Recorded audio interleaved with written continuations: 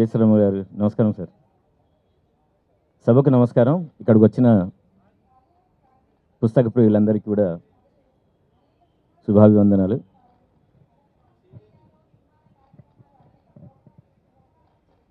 Intermediate స్థాయిలో ఉన్నప్పుడు మొట్టమొదటిసారి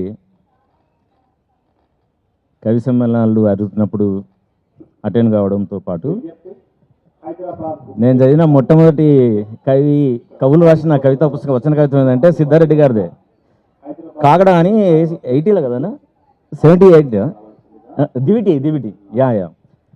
ఆ పుస్తకం చదివిన తర్వాత చాలా ఆశ్చర్యం వేసింది. అరే అవును కదా, మనకు అనిపించిన ఇట్లా రాయొచ్చు కదా అనిపించిన తర్వాత ఆ దివిటి పుస్తకం ఇన్ఫ్లుయెన్స్ తోటి నేను చాలా కవితలు రాసినాం. ఫార్చునేట్లీ మేము సిద్దిపేటలో పుట్టడం మూలాన సిద్దిపేటలో కవులు ఎక్కువ ఉండేవాళ్ళు. అప్పుడు నాటకాలు ఎక్కువ వేసేవాళ్ళం. సిద్దిపేట కళాశాలలో కూడా ఎప్పుడు రెగ్యులర్గా కల్చరల్ యాక్టివిటీస్ జరుగుతూ ఉండేది. అందులో మాకు లైబ్రరీ కూడా ఉంది అక్కడ సిద్దిపేట మార్కెట్ దగ్గర. ఆ లైబ్రరీలో రెగ్యులర్గా కవి సమ్మేళనాలు అవుతుండేది, చర్చలు జరుగుతుండేది. ఇవన్నీ కూడా చాలా ప్రభావం చూపించడం ఒక పార్ట్. కవితలు రాయొచ్చు అని మాత్రం సిద్ధారెడ్డి గారి దివిటి పుస్తకంతో మమ్మల్ని ప్రభావితం చేసి మేము రాయొచ్చు అని అనిపించింది. అప్పుడున్న సిద్దిపేట కళాశాలలో చాలామంది తెలుగు లెక్చరర్స్ మమ్మల్ని ఇన్ఫ్లుయెన్స్ చేశారు. ఆ తర్వాత పీజీకి ఉస్మానియా యూనివర్సిటీ నిజాం కాలేజీకి వచ్చిన తర్వాత చాలా ప్రభావం చేసిన పుస్తకం ఏంటంటే నిత్య జీవితంలో భౌతిక శాస్త్రం. That change the whole perspective of looking at the things.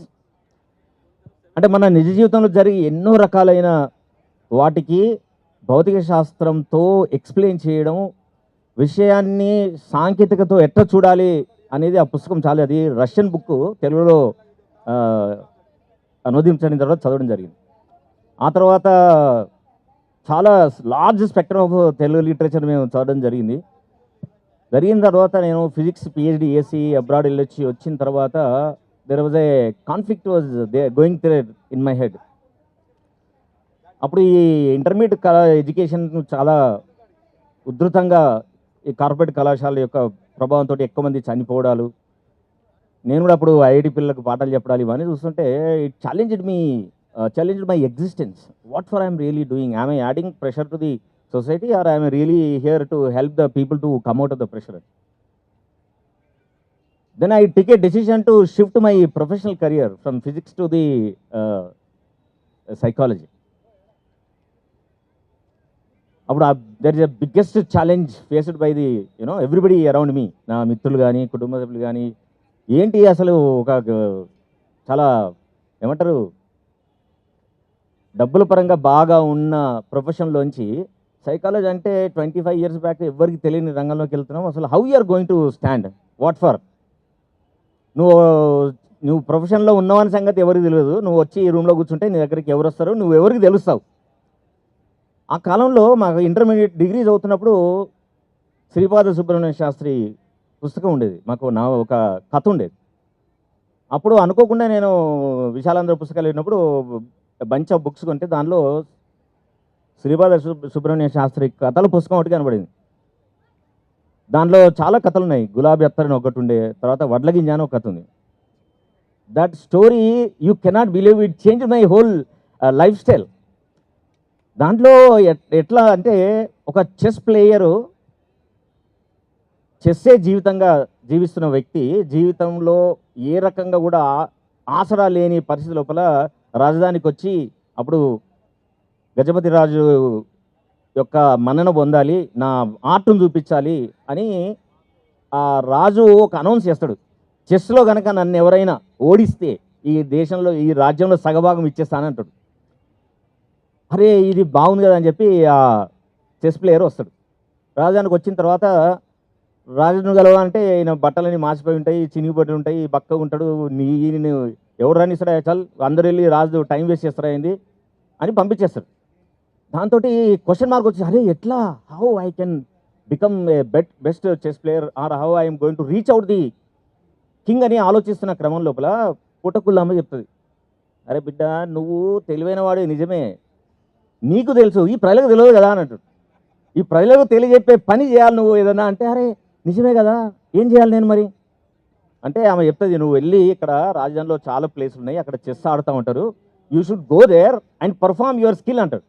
అరే భలే ఉంది కదా అని చెప్పి ఆ ఒక ఊరికి ఒక కార్నర్లో ఉన్న మామూలు ప్రజలు ఆడుకునే చెస్ ప్లేస్కి వెళ్తాడు. వెళ్ళి అక్కడ చూస్తుంటాడు. చూస్తుంటే ఒక మ్యాచ్ డ్రాక్ వచ్చేస్తుంది.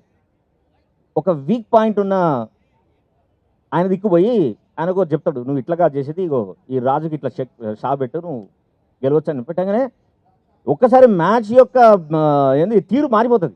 ఓడిపోతాడు అనుకున్నోడు కాస్త గెలిచిపోతాడు. గెలిపోయిన అక్కడ ఉన్న ఆశ్చర్యపోతాడు, అరే ఇట్లా కూడా ఆడొచ్చా అని. వెంటనే వాని పక్కకు కూర్చొని ఇక వాడు ఎన్ని మ్యాచ్లు అవుతాడు, ఎంతమంది ఆడినా కూడా వాడు అందరిని ఓడిచేస్తాడు. ఓడగానే ఒక్క రోజులతోటే అక్కడ ఉన్న 100 మందికి తెలిసిపోతుంది, అమ్మ this fellow is really fantastic man, వీడికి అసలు అద్భుతమైన తెలితేట్లున్నాయని అనుకుంటాడు. అట్లా ఒక నెల రోజుల లోపల ఎక్కడెక్కడ చెస్ ఆడేటోళ్ళు ఉన్నారో అక్కడక్కడ ఉన్న వాళ్ళు అందరినీ ఓడిచేస్తాడు వాడు. ఇది మాట మాట మాట మెల్లగా అది రాజభవనం చేరుతుంది. అక్కడ మంత్రికి తెలుస్తుంది. రాజు చిరాకు పడతా ఉంటాడు, ఏంది మన రాజ్యంలో నాతో నిలబడి కూర్చొని గంట సేపు ఆడేవాళ్ళు లేరా, చిచి నువ్వు అన్యాయం చేస్తున్నారు మీరందరూ, అసలు పని చేస్తలేరు మీరనే చిరాకును ప్రదర్శిస్తూ ఉంటాడు. వెంటనే ఈయన పేరు అక్కడ చేరుతుంది. మంత్రి అనుకుంటే అమ్మయ్య ఎవడోడు దొరికిండు, కనీసం రాజు దగ్గర ముందర నిలబెడదాం విని, కానీ అంతకంటే ముందు నేను చెక్ చేయాలి కదా అని చెప్పి ఆ రాజులు మంత్రులు రాజభవన్లో పనిచేసే ఎంప్లాయీస్ అందరు కలిసి ఆడుకునే ఒక ప్లేస్ ఉంటుంది, వీడిని అక్కడికి తీసుకెళ్తారు. వాడు అక్కడ గంట సేపట్లో ఎవడెవడు వస్తాదని అనుకున్న అందరినీ మట్టి కనిపించేస్తాడు. అనగానే వాళ్ళందరూ ప్రశాంతం వస్తాం, అమ్మయ్య వీడు right person to reach out the king అనుకుంటారు. రాజుతోటి పోటీ పెట్టిస్తాడు. పోటీ పెట్టేసిన తర్వాత ఏంది 15 రోజులు ఆడతాడు. రాజు ఆల్మోస్ట్ ఓడిపోయే స్టేజ్కి వచ్చేస్తాడు. రాగానే ఇంకా అప్పుడు రాజు అనౌన్స్ చేస్తాడు, నువ్వు గెలిచిపోయినావు, నువ్వు అద్భుతమైన మనిషివి, అసలు ఇప్పుడు రాజ్యం ఇస్తాను కాబట్టి రాజ్యంతో పాటు ఇంకేం కావాలంటాడు. అయ్యా నా రాజ్యం ఇస్తే నేనేం చేసుకుంటా, నేను చెస్ ప్లేయర్ని, నాకేం అవసరం లేదు, నేను యాక్చువల్గా మా ఊరు పరిస్థితి చాలా భయంకరంగా ఉంది, నా జీవితం కూడా బాగాలేదు, అది తెలుసుకోవడం వచ్చినట్టు, ఇప్పుడు చెప్పి ఏం కావాలి నీకు అంటాడు. నాకేమొద్దు, రాజ్యాలు వద్దు, బండ్లు వద్దు, ఏంది బంగారం వద్దు, పైసలు వద్దు, నాకు చదరంగం నీ తీసుకొచ్చి ఒక్క గడిలో ఒక్క వడ్లగింజ పెట్టి రెండో గడికి వెళ్ళేసరికి డబుల్ చేసి దాన్ని స్క్వేర్ చెయ్యి, అట్లా వచ్చిన దాన్ని థర్డ్ గడిలో పెట్టి దాన్ని 3 టైంలు వేసి మళ్ళీ దాన్ని క్యూబ్ చేసుకుంటూ వెళ్ళి 64th గడి వచ్చే వరకు ఎన్ని వడ్ల గింజలు వస్తాయో అంత పంటించేయండి, నాకు చాలిపోతుంది అంటాడు.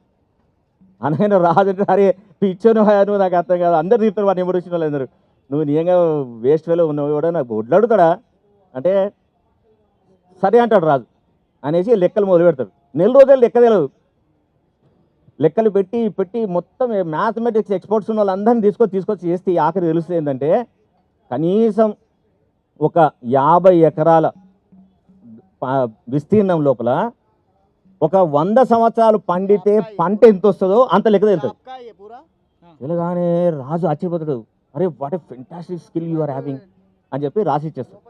So end of the moral of the story ఏంటి, 2 పదాలు నాకు చాలా స్ట్రైకింగ్ తెలిసినాయి. నీకు తెలివి ఉంటేనే సరిపోదు, నువ్వు ఒక్కనే అనుకుంటే కాదు, ప్రజలందరూ తెలియాలి. తెలియాలంటే ఏం చేయాలా, you need to reach out to the society and the people. Then that really changed my way of working, and that really I started going out to the colleges, going out to the government to connect with them, and we designed a number of programs to reach out. Then we reach out to the media. Then fortunately people started encouraging these kind of methods of reaching out to people on the mental health and the relationship issues, and that's how I am here. And that is అదొక్కటే ప్రభావం చేసి నన్ను ఈరోజు ఇక్కడ తీసుకొచ్చింది. And I really thank that writer అనే వాడు అద్భుతంగా మనుషుల్ని ప్రభావితం చేయగలుగుతాడు, సమాజాన్ని కూడా ప్రభావితం చేయగలుగుతాడు. అన్నిటికంటే చాలా ఇంట్రెస్టింగ్ ఏంటంటే అసలు మనిషి కథ ఎందుకు చదవాలా, that is the most interesting question. Cinema చూస్తే ఎందుకు అంత ఉత్సాహపడుతున్నారు అంటే మనిషి పుట్టుకతోటే born with a spectrum of emotions.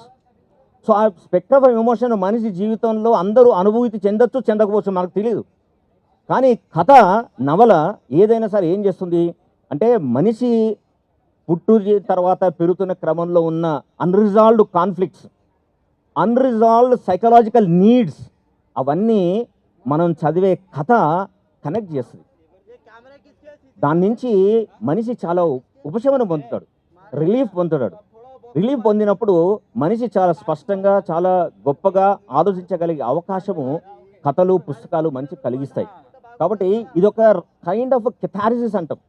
అంటే మనిషిలో నిగూఢంగా ట్రాప్ అయిపోయిన బాధలు, తర్వాత సంఘర్షణలు, ఘర్షణలు, వీటన్నిటిని కూడా రిజాల్వ్ చేసే శక్తి పుస్తకం చదవడం వల్ల మనిషికి వస్తుంది కాబట్టి, మనిషి యొక్క ఆలోచన పరిధిని పెంచగలిగే శక్తి పుస్తకం ఉంది కాబట్టి, అది కథకి ఇంకెక్కువ ఉంది కాబట్టి, ఆ కథలు, నవలలు, కవిత్వాలు చదవడం వల్ల మనిషి పరిపుష్టమై చాలా గొప్పగా భాషించి ప్రపంచానికి వెలుగు చూపించే లెవెల్లో ఎదగడానికి అవకాశం కలిగించేది పుస్తకం కాబట్టి పుస్తకాలు చదవాలి. పుస్తకాన్ని ప్రదర్శన ఏర్పాటు చేసిన పుస్తక ఎగ్జిబిషన్ సొసైటీ వారికి ధన్యవాదాలు చెప్తూ, కవి యాకూబ్ గారికి నాకు అవకాశం ఇచ్చినందుకు, అలాగే ఇలాంటి గొప్ప వాళ్ళతో మాట్లాడే అవకాశం కలిగించినందుకు ధన్యవాదాలు. Thank you very much.